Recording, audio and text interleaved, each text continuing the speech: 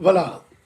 Encore une fois, shalom. Voilà, quelques problèmes techniques, mais nous sommes là. Nous rendons grâce au Seigneur pour ce moment de partage de la parole de Dieu, où nous parlons du Dieu planificateur. Amen. Alléluia. Déjà, Amen. nous sommes le 6 septembre aujourd'hui, jour pour jour. Déjà une semaine où nous parlons du Dieu planificateur. Alléluia. Ainsi, nous bénissons le Seigneur pour ces messages. Aujourd'hui, ma révérende sœur va devoir poser quelques questions que vous vous posez certainement à la maison. Et si vous avez des questions, n'hésitez pas à nous écrire. Okay? Pour ceux qui nous suivent par WhatsApp, écrivez. Pour ceux qui nous suivent en ligne, écrivez. Okay? Posez votre question dans les commentaires. Nous allons devoir y répondre. Amen. Parce que nous avons parlé, certainement, il y a des questions qui meurent dans les cœurs. Alors, on va essayer de répondre à toutes ces questions. Nous parlons de Dieu planificateur et nous avions dit que depuis le commencement, Dieu s'est toujours manifesté comme un planificateur, n'est-ce pas? Oui. Ainsi, il a su planifier la création, il a su planifier la rédemption de l'homme, il a su planifier l'esclavage de son peuple en Égypte et comment ce peuple sortira et entrera là où coule le lait et le miel. Nous voyons même depuis Genèse, Dieu avait déjà planifié la mort de Jésus-Christ, n'est-ce pas? Alors, nous avons dit qu'il est le concepteur et l'exécutant de ses plans lui-même. Lorsqu'il conçoit des plans, lui-même, il les exécute. Amen. Ok? Et nous étions dans Jérémie 33, versets 1 à 11, ma révérende sœur. Et nous avons dit que Dieu, il conçoit. Mais il commence par dire déjà ce qu'il fait. Il dit, c'est moi qui fais ces choses. Le verbe faire, en hébreu, c'est asa. Il dit fabriquer, façonner, apprêter. Donc Dieu apprête les choses, Dieu façonne les choses, Dieu prépare des choses pour ses enfants. Voyez-vous? Ouais. Alors, nous avions aussi vu que quand Dieu conçoit, le verbe concevoir en hébreu c'est kashab. Kashab veut dire calculer. C'est-à-dire que Dieu prend le temps de calculer, de penser, de projeter. Vous voyez?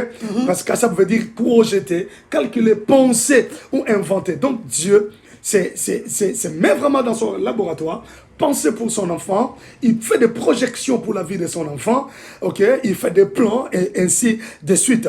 C'est comme ça que nous avions dit, il y a des choses qui nous arrivent dans la vie, il faut avoir une bonne lecture. Il faut avoir une bonne lecture de ce qui t'arrive. Sinon, tu vas haïr tout le monde. Sinon, tu vas te séparer de tout le monde. Alors que Dieu utilise ces personnes comme, des fois, des acteurs. Parce que toi, tu es l'acteur principal. Il les utilise des fois comme des figurants dans l'histoire de ta vie. Eh bien, les figurants sont importants pour que ton histoire soit construite, soit bien montée. Sans les figurants, l'histoire sera incomplète. Voyez-vous? Alors, c'est comme ça que nous avions dit qu'un enfant de Dieu doit avoir vraiment une bonne lecture des événements. Voilà un peu jusque-là, ma révérende sœur, avant d'aller plus loin. Voilà, je viens tout de suite, mon révérend frère, te poser une question qui me monte d'emblée, qui monte dans mon cœur. Quand nous parlons du plan de Dieu, quelle définition vous donnez au plan de Dieu? Quelle définition donner au plan de Dieu? Lorsqu'on parle du plan de Dieu, on voit ce que Dieu a conçu. Il dit lui-même dans Jérémie 29, 11, je connais le projet que je forme sur vous. Vous voyez? Lorsqu'il parle du projet, les mots projet et plan en hébreu ont la même racine. Donc lorsque Dieu parle du projet, il parle du plan. Or, si nous rentrons dans la pensée de la parole de Dieu, donc lorsque Dieu parle du plan ou il parle du projet, c'est la version pour me dire les pensées que Dieu a pour quelqu'un. Ou les pensées que Dieu cherche à matérialiser pour quelqu'un. C'est ça le plan de Dieu. Vous voyez? Donc Dieu pense pour nous, Dieu réfléchit pour nous. Je peux donner un exemple. Adam était seul dans le jardin d'Éden. Et pendant qu'il voyait les autres créatures deux à deux, il s'est demandé dans son cœur, mais pourquoi ils sont deux à deux? Moi je suis seul. Pendant qu'il pensait comme ça, il ne savait pas que Dieu était en train de réfléchir aussi pour lui. Dieu pensait aussi pour lui. Donc le plan de Dieu était qu'il ne reste pas seul. Donc le plan de Dieu était de lui faire une aide semblable. Mais Dieu n'avait pas dit. Cela était dans ses pensées. Alors pendant qu'Adam s'inquiétait pour ça, il ne savait pas que Dieu était en train aussi de penser en sa faveur. J'aimerais dire à quelqu'un, pendant que tu t'inquiètes pour beaucoup de choses dans ta vie, Alléluia. sache que Dieu aussi est en train de penser à toi. Il pense pour toi. Il projette aussi pour toi. Quand toi tu penses que tu manques, tu n'es pas arrivé quelque part, il te faut ça. Sache que Dieu a déjà pensé avant toi. Il sait que tu en auras besoin. Il a déjà pensé à ta place. Donc, il a pensé à Adam avant même qu'Adam ne commence à penser lui-même. Donc, c'est les plans de Dieu. Le plan de Dieu, ce sont les pensées de Dieu sur la vie de quelqu'un. Les pensées. Les projections de Dieu sur la vie de quelqu'un. Mais pasteur, c'est même Dieu qui a des projections, qui a des projets, qui a un plan pour notre vie. Oui. Mais le même Dieu nous voit souffrir. Est-ce que nous pouvons dire que même la souffrance que nous endurons est dans les plans de Dieu? Oh my God. Merci beaucoup. Quand la souffrance arrive dans la vie d'un enfant de Dieu, Dieu n'est pas ignorant. Rien n'arrive dans la vie de l'homme si Dieu ne le permet pas. Lamentation de Jérémie, chapitre 3, versets 37 à 38. Ouais. La Bible dit, qui dira qu'une chose arrive sans que le Seigneur l'ait ordonné? C'est pour dire que si la souffrance arrive dans ta vie, donc Dieu l'a ordonné pour un but. Ok. Ah, il l'a ordonné. Il peut aussi être la source, tout comme il peut ordonner. Donc, ça vient de quelqu'un d'autre. Dire que Dieu est la source des souffrances, cela rentre dans le cadre de l'école de Dieu. Ok. Quand Dieu veut te soumettre dans son école, il veut te former, il veut te modeler, te tailler, il permet. Ah, donc toutes les souffrances ne viennent pas du diable. Ah non. Ok. Non. Quand Dieu permet que le diable te touche, ok, tu vivras. Nous prenons l'exemple de Job. Okay. Dieu a permis à Satan de toucher à la vie, à la santé de Job et non à sa vie. Ok. Dieu a permis à Satan de toucher à la richesse de Job, aux enfants de Job. Ok? Donc nous pouvons dire alors que dans les plans de Dieu, il y a des étapes où il prévoit que tu souffriras. Tout à fait. Dans le plan de Dieu, il y a ce que nous appelons les dents, bon, comme on dit, la vie est faite en dents de scie. Dents de scie, ok. Dents de scie. Il y a ce que nous appelons la vallée de Baca. La vallée de l'ombre de la mort. Ok. Tu peux aller sur la plaine. À un moment, il faut que tu descendes dans la vallée. Et tu remontes pour monter sur la montagne. Et à un moment, tu peux descendre. C'est comme ça la vie. Bien-aimés frères et sœurs. Alors, tout ce qui peut arriver dans la vie d'un enfant de Dieu. Amen. Je ne parle pas d'un païen. Ok. D'un enfant de Dieu. Nous cadrons bien, très bien. Merci de cadrer. C'est lui qui est sous l'alliance. Alléluia. Tout ce qui lui arrive dans la vie, c'est Dieu qui le permet. Oh, merci Seigneur. Dieu peut permettre que les gens te haïssent. Ok. Juste pour te forger un caractère. Juste pour te donner un grand cœur. T'apprendre à supporter. Juste pour te permettre, pour t'apprendre à ne compter que sur Dieu. Dieu peut permettre des souffrances, des difficultés dans ta vie. Parce qu'il veut t'apprendre peut-être comment gérer quand. Parce qu'il sait que demain il te bénira. Et tu dois savoir ce que c'est la souffrance. Mais là c'est compliqué, pasteur. Quand tu dis que Dieu peut permettre que les gens te haïssent, la première réaction que nous avons, c'est fuir ces personnes-là. Ah oui, oui. Mais si maintenant c'est une formation que lui, Dieu a choisie, comment les savoir? Que non, je ne dois pas fuir, je dois rester là parce que c'est une école pour moi. C'est compliqué, pasteur. Mais le Seigneur Jésus a dit aux disciples, il a dit, si vous lisez Matthieu chapitre 24, pendant qu'il était en train de donner le dernier sermon, il dit, on vous traînera devant les tribunaux. Ok. Vous serez haïs de tout le monde à cause de moi. Vous serez même mis à mort. Ok. Donc, le Seigneur a prévu dans la marche de ses disciples un moment que l'on soit haï. Il a prévu dans la marche de ses disciples la souffrance ou des difficultés. Ok. Le Seigneur a prévu, et d'ailleurs, j'aime beaucoup un texte de l'apôtre Paul à Timothée. Je ne sais pas si je peux retrouver. Je crois que c'est 2 Timothée 3,12. Je ne sais pas. Je crois. Il dit tous ceux qui veulent vivre pieusement dans le Seigneur seront persécutés. Ok. N'est-ce pas? Ouais. Je crois que c'est ça. Je crois. On va le trouver. Il dit tous ceux qui veulent vivre pieusement dans le Seigneur seront persécutés. Je crois que c'est 2 Timothée 3,12. 2 Timothée 3,12. Tout à fait. C'est ça. Or, tous ceux qui veulent vivre pieusement en Jésus-Christ seront persécuté. Mais si tu veux vivre pieusement, tu veux vivre dans la sanctification, tu veux plaire à Dieu, sache que Dieu a prévu dans ta marche que tu sois persécuté. Et tu seras persécuté par qui? Peut-être ton entourage, ceux qui te connaissent. À partir de la maison, c'est pourquoi Jésus a dit, l'homme aura pour ennemi les gens de sa propre maison. D'ailleurs, les gens qui te connaissent bien sont là qui oui. tout près de toi. Donc, en commençant par la famille, ça peut être au niveau de l'église, au niveau de l'université, de l'école, au niveau du travail. Donc, parce que tu es un fils d'alliance, tu dois avoir une autre lecture des choses lorsqu'elles arrivent dans ta vie. Pourquoi Dieu permet ça? Pourquoi Dieu permet que je traverse de tels moments? Pourquoi Dieu permet l'humiliation? Il y a une sœur qui m'a dit, Daddy, moi vraiment je ne sais pas, je ne sais pas qu'est-ce que Dieu veut. Il y a des gens qui vivent, qui font la prostitution. Des filles qui se prostituent et qui trouvent de bons maris dans la prostitution. Elles sont mariées et elles sont à l'aise bien dans le mariage. Mais nous qui craignons Dieu, le mariage ne vient pas. Quel contraste! Ah oui! Simplement parce que toi tu es un fils d'alliance. Ta vie n'est pas conduite comme la sienne. Amen. Sa vie n'est pas soumise aux exigences d'alliance. Vraiment. Toi, tout ce qui doit arriver dans ta vie doit donner absolument gloire à Dieu. Donc, les choses ne peuvent peut-être pas être faciles pour toi. Parce que Dieu veut se glorifier dans ta vie. Dieu veut que tu apprennes à trouver des choses dans la prière. Lorsque tu les auras, que tu dises, j'avais cherché Dieu. Mais en même temps, on les cherche jusqu'où?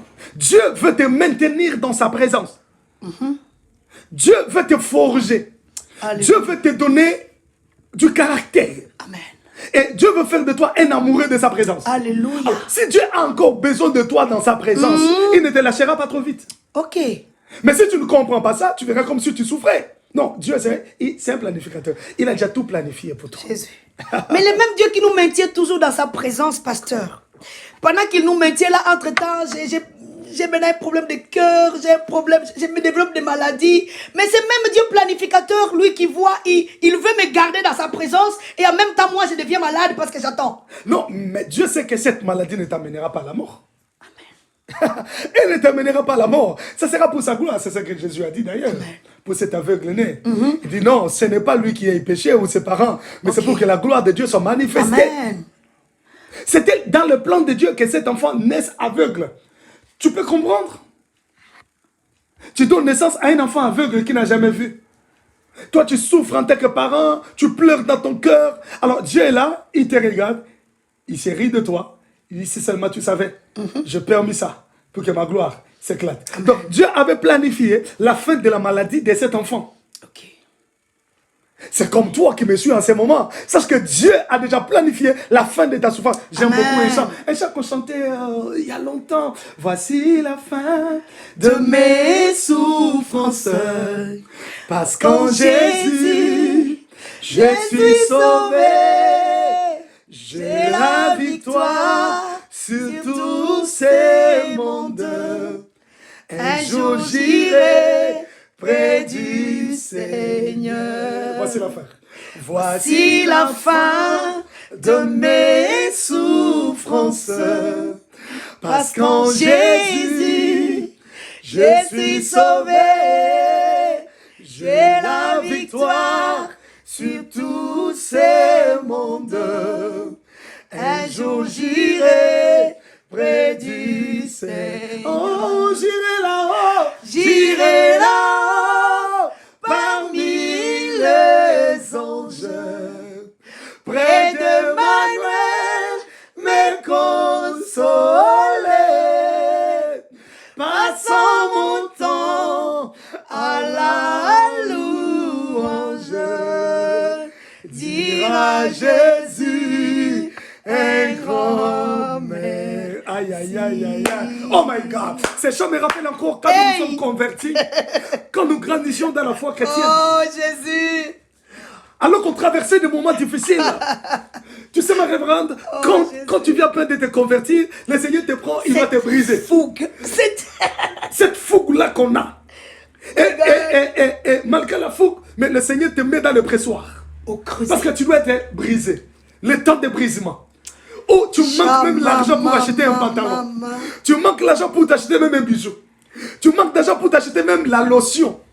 Tu manques d'argent, bien aimé dans le Seigneur. Donc le Seigneur te fait passer dans les moments difficiles parce qu'il veut te briser. Briser.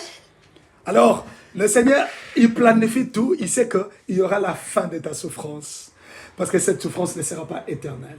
Israël ne pouvait pas rester pour toujours en Égypte. Dieu avait planifié qu'ils iraient pour 400 ans et après ils sortiraient. Ils iraient là où coulait le miel. Parce que Dieu voulait chasser les Amoréens. Mais il a fallu que leur péché atteigne son comble. Vous voyez, Dieu ne fait rien sans planification, bien-aimé. Oh my God. Oh, mon révérend, est-ce Oui, que le plan de Dieu peut échouer? Ouf. Je salue mon révérend frère, le pasteur Michel Condé, depuis Londres. Alléluia. Man of God, may God bless you. Yeah, love you more. Ok. Et des gros bisous à maman Sandra et à tous les enfants. Gloire à Dieu. Pasteur Michel Condé. Alors, regardez. Le plan de Dieu ne peut jamais, alors jamais échouer, ma révérende sœur. Ok. Ça ne peut pas échouer. Explique-nous. D'abord, Dieu, c'est lui le créateur. Amen. Cela étant, il est concepteur et exécutant de ses plans. Ok. Oh. Alors, lorsqu'il conçoit son plan, hein, Oui. il met en place tous les mécanismes. Alors, je dis bien, tous les mécanismes pour que son plan réussisse. Voilà pourquoi, lorsqu'il conçoit quelque chose, lui-même exécuteur. Mais en tant qu'exécuteur, c'est-à-dire, c'est comme le maître d'œuvre. Il utilise des maçons, des charpentiers, des électriciens, des architectes. Il utilise tout le monde, okay, des carreleurs, pour que son plan réussisse. Amen. Je veux dire, Dieu finit son plan avant de la commencer. Alléluia. Donc il connaît déjà la fin. Il finit avant de commencer. Oh, c'est-à-dire, c'est comme un architecte qui veut vous faire le plan de l'immeuble de 10 étages, 12 étages, 15 étages, 2, 3 étages. L'architecte finit déjà le plan. Ok. Et il fait aussi la maquette de cet immeuble. Vous voyez déjà l'immeuble. Pour lui, il a déjà fini l'immeuble. Il sait qu'ici, il y aura ça, il y aura ça, il y aura ça, il y aura ça, il y aura ça. Il a fini l'immeuble. Et il vous met dans la maquette, même le nombre de voitures qui seront là, de fleurs, de pots de fleurs, des gens qui peuvent vous passer. Je ne sais pas si vous avez déjà vu la maquette d'un plan, la maquette d'une maison. Une maquette. Je ne parle pas du plan qu'on a fait, mais la maquette. Avec tous les décors. En carton. Avec tous les décors. Avec tous les décors, la maquette en carton. L'architecte, il sait que, voilà, cet immeuble sera comme ça. Maintenant, là, on entre dans l'exécution. Mais il sait que l'exécution finira par ça. C'est déjà fini. Dieu finit une chose avant de la commencer. Donc Jésus connaît les décors de ma vie. Oh my God. Il sait. Le Seigneur sait. Tout ce qui est arrivé dans ta vie, tout ce que tu as vécu, c'était dans son plan. Voilà pourquoi aujourd'hui tu es forte, ma révérende. Alléluia. Même quand je suis en train d'en pleurer. Tu es forte. Parce que il a tout mis en place. Et puis, non seulement il met en place le plan, il met aussi en place les gens qui vont t'aider pour ne pas succomber afin d'arriver au terminus. Ok. Même les personnes, il les place lui-même. Oh, yeah. Voilà pourquoi il m'a déplacé de l'Afrique jusqu'ici pour être à tes côtés. Oh Jésus, oh, pour que tu sois cette bénédiction de 2020. Alléluia. Alléluia. Donc il ne fait rien. Bien mes frères et sœurs, j'aimerais te dire, toi qui me suis en ce moment, que Dieu a déjà fini ton histoire avant de la commencer. Il l'a déjà fini. Match en différé. En différé. En décalé même. Décalé. Donc là, tu es en train de jouer simplement ton rôle en tant qu'acteur principal. Et à tes côtés, il y a des acteurs et il y a des figurants. Le plan de Dieu n'échoue jamais, ma révérende. Le plan de Dieu n'échoue jamais. Non. Mais j'ai une question vraiment pour... En fait, le plan de Dieu n'échoue jamais. Mon révérend, Dieu avait un plan. Depuis le début, il voulait qu'Israël soit appelé son peuple. Mais effectivement, après, Israël a demandé un roi. Qu'est-ce qu'on doit dire? Son plan a échoué? Non. Parce qu'après, il a dit, il leur donne comme le roi. Oui. Cet exemple-là, parce que ça paraît comme si son plan a échoué. Parce que pour lui, il voulait être le roi d'Israël. Et Israël dit non. Nous voulons un roi comme les autres nations. Donc, humainement, on peut voir comme si le plan de Dieu a échoué. Merci beaucoup, ma révérende. Je sais que tu es quelqu'un de la profondeur. Tu es en train de puiser. Que Dieu soit loué. Alléluia. Mais regardez, le plan de Dieu ne joue jamais. Le plan de Dieu peut être froissé si l'homme ne s'y adapte pas. Ok. Je prends un exemple simple. J'ai un papier, je fais le plan. J'ai tout planifié. Mais quelqu'un peut venir, mais ça c'est quoi ça? Il prend, il froisse, il jette dans la poubelle. Il n'a pas déchiré. Ok. Il a seulement froissé. Je ne sais pas s'il y a un autre verbe en français. C'est le verbe froisser. Oui, froissé. Il froisse, il jette. Je reprends, j'ouvre encore. Comme nous en Afrique on fait, je peux me prendre le fer à repasser. Je repasse mon papier. Ça redevient Ça me normal. fait penser à un billet de banque. Un billet de banque, tout à fait. Tout à fait. Un billet de banque jeté dans l'eau, un billet de banque froissé, jeté, je peux prendre, je repasse, ça redevient normal. Donc le plan de Dieu peut être froissé par quoi? Un, si l'homme est distrait. Ah, ok.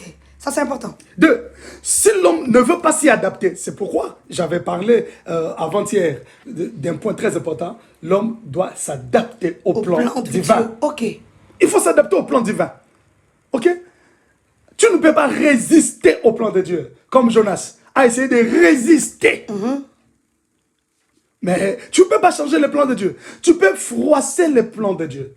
De deux, tu peux faire passer le temps de la fin de ton école si tu ne comprends pas que je dois simplement jouer mon rôle. Ok. Donc toi-même, tu allonges le temps. Tu allonges le temps toi-même. Je prends l'exemple d'Israël. Israël devait faire 400 ans en Égypte. Mais ils ont fait plus que ça. Ils ont fait 430 ans. Ils se sont ajoutés 30 ans de souffrance. Ah, donc maintenant, le plan de Dieu, c'était 400. Mais eux-mêmes, à cause du manque de l'adaptation dans le plan... L'adaptation dans le plan de Dieu, à cause du manque d'attention. Ok. Eh bien, ils se sont donné 30 ans de souffrance après. Mais le plan de Dieu n'a pas changé. ok. Donc, l'homme peut... je cherche les verbes qu'il faut. Quand on dit écourter et rallonger. Rallonger, oui. Écourter et rallonger. Je crois qu'il y a un autre verbe. Rallonger, tirer en longueur. Rallonger, ok, on prend ça. L'homme peut rallonger lui-même le temps de sa souffrance, alors que selon le plan de Dieu, ce n'était pas cette durée-là. Mais le plan n'a pas changé. Non. Israël voulait... Dieu voulait qu'Israël soit son peuple. N'est-ce pas? Ouais. Mais Israël demande un roi. Dieu a donné un roi. Mais Israël est resté le peuple de Dieu. Ok. Parce que c'est ce qu'il voulait. Qu'il soit son peuple. Mais seulement, ils ont demandé un roi pour être comme d'autres nations. Dieu leur a donné le roi. Mais ils sont restés le peuple de Dieu. C'est pourquoi Dieu veillait toujours sur sa marche. Ok. Quand bien même il y avait des rois, mais à chaque fois qu'il y avait un détour, Dieu frappait, Dieu était toujours là pour recadrer parce qu'il s'était approprié son peuple. Donc le plan de Dieu sur ta vie, bien mes frères et sœurs, n'échouera jamais. Alléluia. Le plan de Dieu ne changera pas non plus. Vous savez, je donne un exemple. Oui, mon révérend. Je donne deux exemples. Ok. Le premier exemple, ma révérende sœur, pendant qu'on parle, c'est ce que l'Esprit est en train de m'expliquer. Il souffle dans mon esprit. Le premier exemple, Moïse était dans la présence de Dieu sur le mont Sinaï. Il priait, il parlait. Dieu a vu comment le peuple est resté avec Aaron. Ils ont influencé Aaron. Voilà, ils ont fait un faux d'or. Aaron a demandé les bijoux, ils ont fait un faux d'or. Ils ont commencé à adorer. Dieu s'est mis en colère. Dieu dit à Moïse, je vais tuer ce peuple. Moïse descend là-bas. Hein, vous connaissez, il a brisé les deux tables de loi qu'il avait prises. J'aime la prière de Moïse. Moïse va prier pour dire, Seigneur, si tu ne pardonnes pas ce peuple, efface mon nom. Hein? Efface mon nom du livre de vie. Livre de vie. Quelle prière? Il a prié. Il a dit, efface mon nom. Est-ce que c'est pour autant que Dieu avait effacé son nom? Non. Est-ce que Dieu n'avait pas frappé le peuple? Il a frappé. Quand Dieu fait un plan, son plan ne change pas. Amen. En fait, donc il y a les grandes lignes du plan de Dieu. Je prends un deuxième exemple, ma révérende, avant d'entrer dans cette sous-question. Je prends un deuxième exemple. Jésus-Christ est venu sur terre. Il a fait la volonté du Père. Ok. Il a fait ce que le Père voulait. Sans faillir. Rien du tout. Mais comme le plan du Père était qu'il meure par la mort de la croix. Quand la coupe est venue, Jésus est allé prier. Père, éloigne. Si tu peux permettre. S'il te plaît, Père. Si tu peux permettre que cette coupe s'éloigne de moi. Toutefois. Père a dit, tu la boiras. Tu la boiras. Voilà pourquoi tu as rencontré des choses dans ta vie. Malgré que tu étais servant de Dieu, Dieu ne t'a pas épargné de ça. Tu devais passer par là. Tu devais boire la coupe. Aïe, aïe, aïe, aïe, aïe. Parce que le plan était que si tu bois la coupe, aujourd'hui, on parlerait de toi aux Antilles, on parlerait de toi en Afrique, on parlerait de toi aux États-Unis, on parlerait de toi en Europe.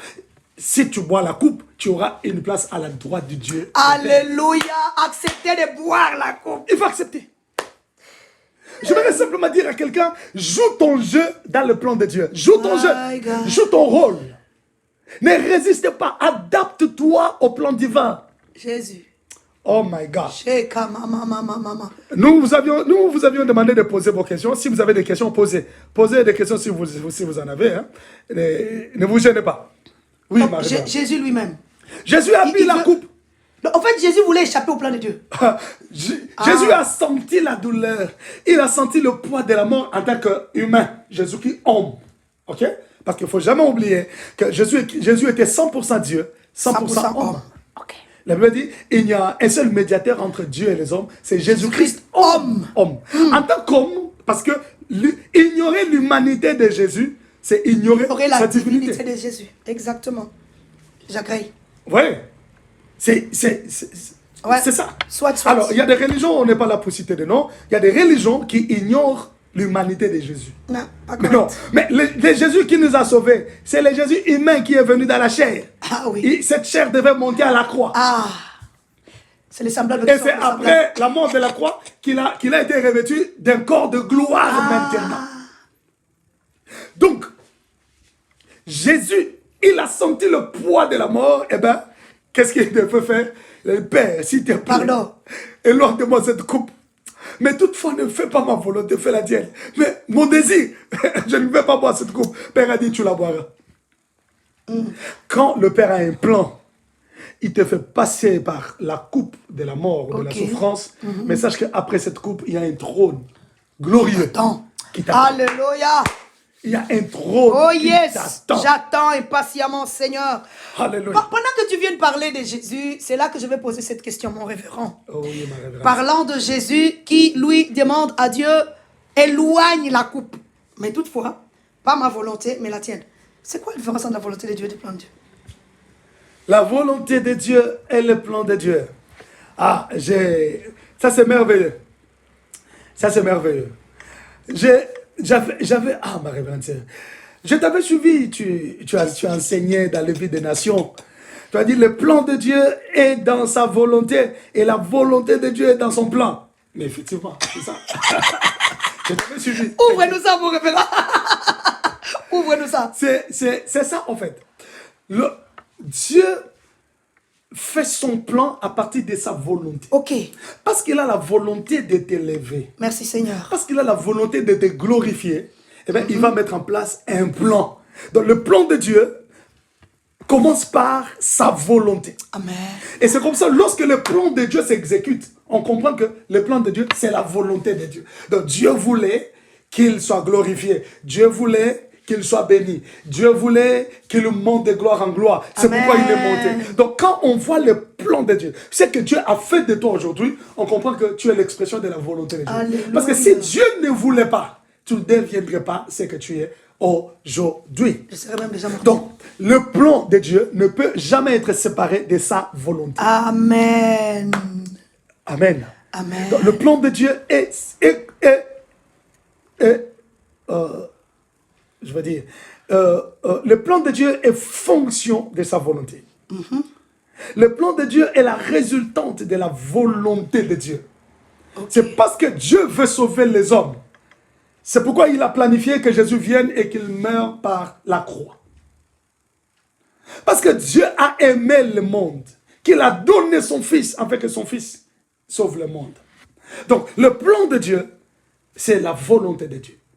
Dieu ne peut pas mettre en place un plan s'il n'a pas la volonté de le faire. C'est comme un parent. Un parent, il dit, cet enfant, je veux qu'il a étudié en Europe, je veux qu'il a étudié aux États-Unis, au Canada. Eh bien, qu'est-ce qu'il faut? Bon, je dois commencer déjà à me préparer financièrement pour ça, pour ses frères, pour ainsi de suite.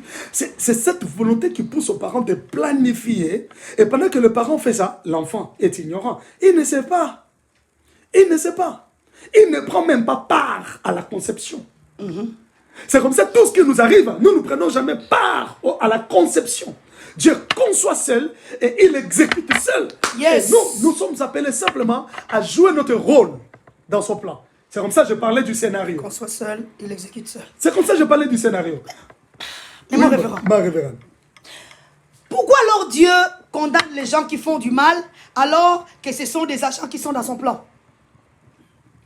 Dieu condamne les gens qui font le mal alors que ce sont des... En fait, c'est comme si ce sont des pions dans son plan. Parce qu'il a prévu que tel te fera du mal, tel... Mais pourquoi alors Dieu vient les condamner? J'ai suivi l'exemple que tu as donné de ces bandits qui ont enlevé une femme enceinte. Ah oui.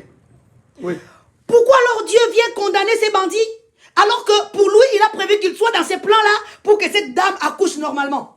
Ces gens-là qui me font du mal, Dieu les condamne, Dieu les réprimande même, alors que ce sont des agents qu'il a mis dans son plan.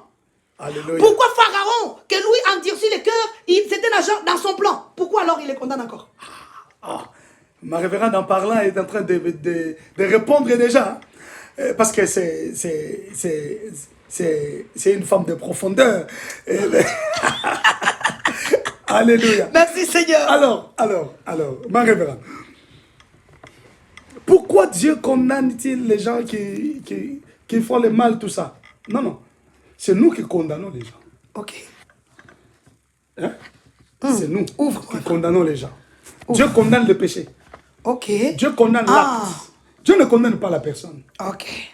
Et la Bible dit, ça c'est très important. Il ne veut pas que le pécheur meure dans son péché, mais il veut que le pécheur se répande. Ok? Voilà pourquoi l'apôtre Paul dira, je suis l'apôtre des païens, des gentils, des nations. Ok. Pourquoi Jésus a dit, j'ai encore d'autres brebis qui sont hors de cette bergerie. Mais il faut qu'elles viennent. Les brebis qui sont hors de la bergerie, ce sont ces païens-là que nous minimisons. Ok. Et c'est comme ça, vous savez qu'en hébreu, il y a 4 sortes de fils. Il y a les Yaresh, il y a les Yeled, il y a des Zera, il y a des Shikulim. Les Shikulim, ce sont les païens que nous voyons, les enfants que tu as, mais que tu n'as pas encore. Okay. Des enfants qui viendront. Amen. Donc, quand Jésus dit, ils sont hors de la bergerie, ce sont des Shikulim. Ils seront enfants de Dieu demain. C'est comme nous autres. Hier, nous étions des païens. Aujourd'hui, nous sommes des enfants de Dieu. Amen. N'est-ce pas? Ouais. Nous étions des Shikulim hier. Les gens nous ont condamnés, n'est-ce pas? Ouais. Dans le mal que nous étions. Exact. Mais Jésus nous a pris. Amen. Est-ce que Jésus nous condamnait pour autant? Non. C'est nous qui condamnons les hommes. Le Seigneur condamne le péché. Amen. Parce que le Seigneur veut toujours sauver l'homme. Amen. Amen. Alors, pour répondre à votre question, ma révérende sœur, donc Dieu utilise, mais nous avons beaucoup d'exemples dans la Bible où Dieu a utilisé des païens. Ok. Tu prends quelqu'un comme Cyrus, un païen, mais Dieu va le oindre. Ah, ça. Dieu va le oindre, un païen. N'est-ce pas? Ouais. Dieu utilise quelqu'un comme Pharaon, comme vous avez dit là. Ouais. Parce que Dieu veut faire éclater sa gloire. Alléluia. Parce que le plan de Dieu était de mettre fin au règne de ce Pharaon-là. Parce que le plan de Dieu était de faire éclater sa gloire en Égypte. Dieu lui-même, il a planifié et il a exécuté lui-même. Il envoie Moïse. Il a fait un plan.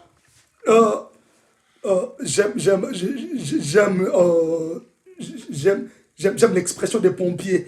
Il a fait un plan de sauvegarde. Vous voyez, un plan de salut.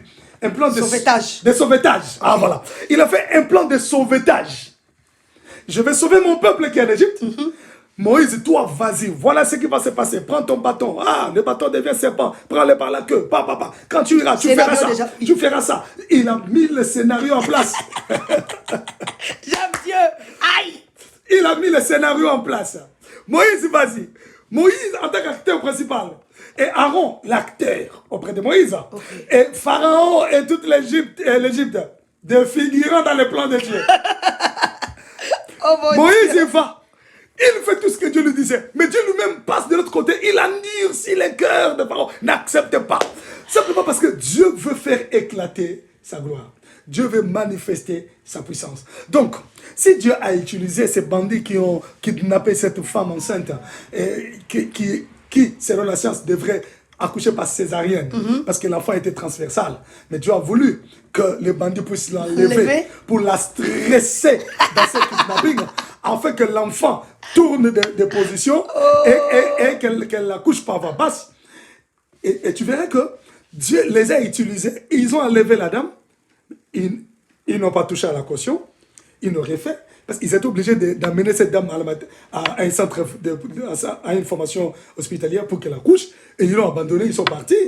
Donc, ils ont fait ce que Dieu leur avait demandé de faire. Oh, c'était des acteurs dans le processus d'accouchement de cette dame. Il y avait des médecins qui ont joué le rôle.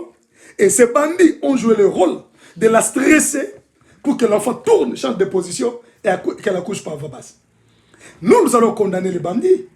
Mais si nous rentrons dans la lecture du Dieu planificateur, nous comprenons que ces bandits étaient des instruments que Dieu avait utilisés. Donc nous ne devons pas haïr les gens qui nous haïssent. Non, nous n'avons pas le droit d'haïr les gens, maman. Parce même que quand ils nous font du mal, ce sont des créatures de Dieu. Nous devons les aimer. Quand quelqu'un te fait du mal, Dieu a voulu qu'il te fasse du mal parce qu'il a un objectif, il a un but derrière cet acte-là. Un sorcier de la famille là qui vient venir, donc tu dois l'aimer. Un sorcier de la famille ne peut pas te bouffer si Dieu ne permet pas. Donc aimer. Ok. Donc si je comprends mon référent, oh my God. Celui qui te fait du mal n'est pas ton ennemi. Il n'est pas mon ennemi. Si je comprends cet enseignement du Dieu planificateur, je comprendrai que celui qui me fait du mal n'est pas mon ennemi. Celui qui me fait du mal est en train de jouer un rôle que Dieu lui a donné. Alléluia. Oh my God. Oh. Il est en train de jouer un rôle que Dieu lui a donné dans mon histoire. Merci Seigneur. En me vilipendant, en parlant mal de moi, ou en me haïssant, ça me permet d'avoir une position. Ça me permet de faire très attention. Ça me permet de dire, je n'ai pas droit à l'erreur ou aux bêtises parce que je suis entouré d'ennemis. D'où je dois recadrer ma marche, je dois faire attention à mon attitude, je dois faire attention à ma façon, parce que je sais qu'il y a des gens qui sont prêts à me vilipender. Ils sont prêts à dire des mal de moi. Alors, je dois recadrer. Donc, Dieu peut les utiliser juste pour que tu recadres ta façon de marcher. Ok. Waouh.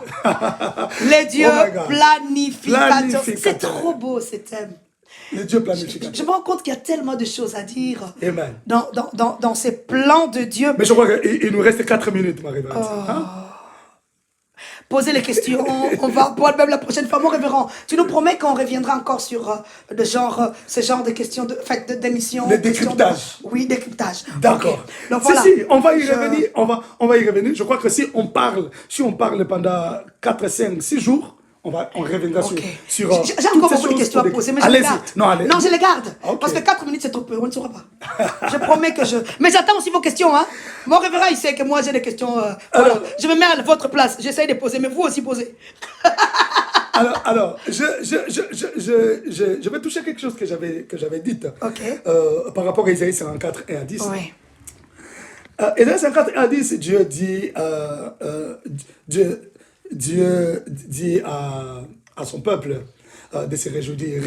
Réjouis-toi, tout ça, stérile, toi qui n'enfantes pas. Réjouis-toi, tout ça, ok? Car tu te répandras d'élargir l'espace de ta tente. Alors, lorsque vous prenez ces chapitres, vous commencez par le premier verset, vous allez vous rendre compte que Dieu, avant de dire à son peuple d'élargir l'espace, Dieu commence par dire à son peuple, change d'attitude. Réjouis-toi, même si tu n'as pas d'enfant, même si ceci n'arrive pas, même si tu n'as pas d'argent, même si la joie ne vient pas, commence par te réjouir. Dieu touche l'attitude de l'homme. Pourquoi? Parce que le plan de Dieu, tu ne peux pas supporter de fonctionner dans le plan de Dieu si tu ne changes pas ton attitude, si tu ne comprends pas que là, je suis dans le plan de Dieu. C'est Dieu qui me permet ces choses. Donc, il faut avoir une bonne attitude devant les difficultés, devant les combats. Ok, une bonne attitude devant ce que tu peux considérer comme ennemi ou adversaire qui parle mal de toi. Sois dans la joie, réjouis-toi, sache que Dieu est avec toi. Oh yes. Quel que soit, les moments que tu traverses dans la vie, garde une bonne attitude. Amen. Et dis-toi, je suis dans le plan de Dieu. Amen. Si je pleure, c'est Dieu qui a permis. Amen. Si je suis humilié, c'est Dieu qui a permis. Amen. Ok? Si ceci arrive... S'il a même permis que son propre fils puisse être humilié, à combien plus forte raison, toi? Tu vois? Donc, en fait, il y a des gens qui traversent des moments, des situations très compliquées, et les hommes ont toujours... Les hommes ont toujours été là, prêts à porter des faux jugements, sur les personnes. Accepte. Amen. Accepte. Oh. Garde ton calme. Il y a un Dieu dans les cieux. Il est le planificateur. Dieu de justice. Il sait ce qu'il est en train de faire lui-même. Si ta conscience est tranquille, calme-toi, réjouis-toi, garde ton attitude. Amen. Le Seigneur est avec toi. Amen. Alléluia. Gloire à Dieu. Mon révérend, est-ce que vous avez pour clôturer, là il nous reste, je crois qu'on a terminé une minute. Oui. Voilà, qu'est-ce que vous pouvez dire pour clôturer, si je peux me permettre un mot de la fin? Oh mon Dieu, merci beaucoup ma révérende. Que Dieu bénisse tous ceux qui nous suivent. Je suis très content de voir mon frère, les révérends Michel Condé qui est avec nous jusqu'à la fin. Oh my God, je suis très content de voir tous ces mes frères et sœurs qui nous suivent chaque jour. Ils sont là, les fidèles. Donc, je ne sais même pas citer les noms de tout le monde. Nos fidèles spectateurs. Oh, soyez bénis.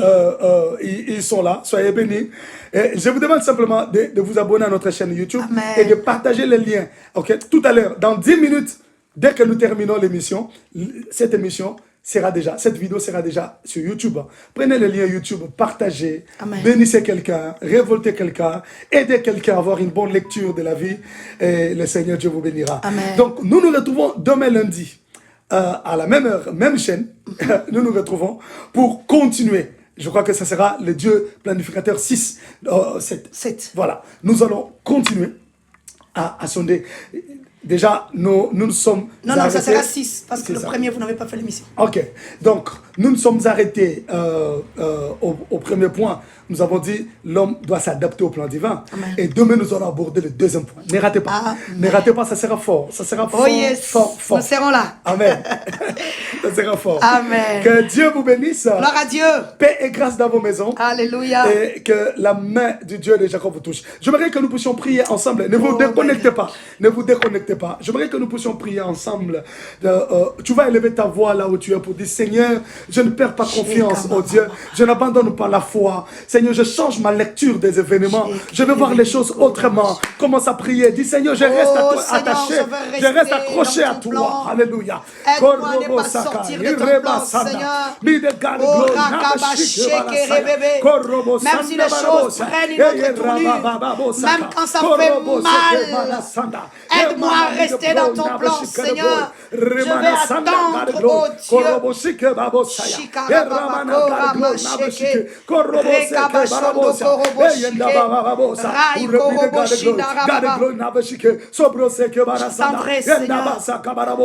ce que ta gloire se manifeste dans ma vie, Seigneur. Viens te glorifier, Seigneur, j'ai besoin de toi, oui, j'ai besoin de toi. Mon âme te désire.